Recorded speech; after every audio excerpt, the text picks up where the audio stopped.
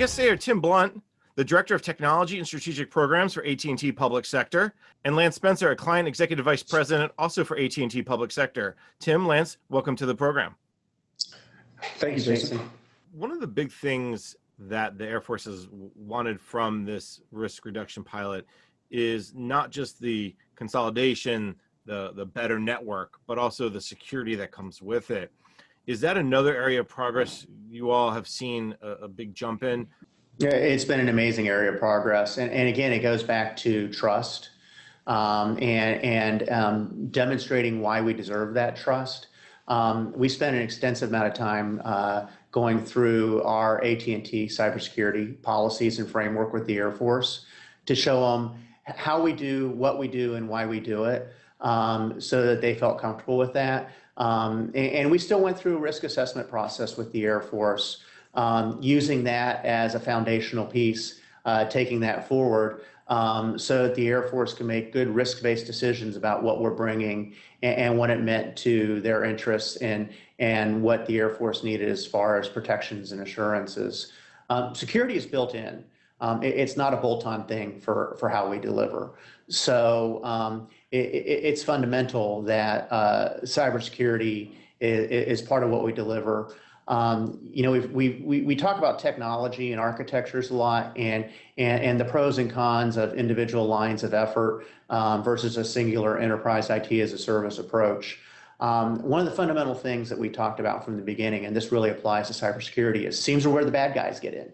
And that's where you're less strong. So seams are where we, with our alliance partners and other commercial deliveries, have invested significantly so that we mitigate those seams and we make sure that those aren't places that can be exploited by an adversary or a bad guy. So security has been fundamental, and security has to be built in. It can't be an afterthought. And in many ways, that's the huge benefit of this enterprise IT as a service, is so much of this stuff is built in. We're not adding a piece here and adding a piece there. And I want to go down that path a little bit about the technologies behind the enterprise IT as a service. We talked a little bit about security. Cloud obviously plays a big role. Software-defined networking also is playing a big role. Walk me through what are the pieces and parts that make up the technology, underlying technology for enterprise IT as a service.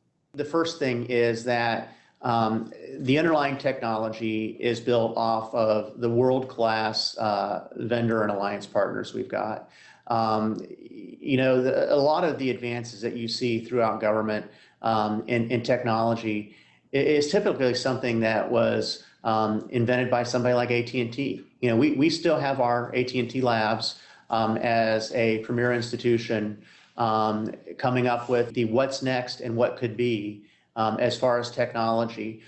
Having that institutional R&D arm that interfaces with academia and the think tanks of the IT industry across the space really is what brings together the mutual roadmaps and alignments of how equipment and technology is brought together to be an operational capability. There's smart engineers out there. There's smart technologists out there.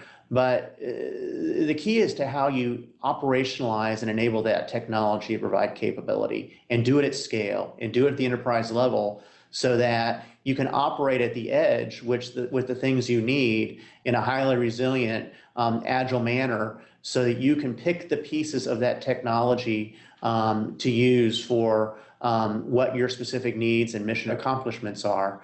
But at the end of the day, it's a single enterprise delivery that's operational. I think that you see failings in some cases sometimes where you just think about an engineering solution, but you don't think about how to operationally deliver it.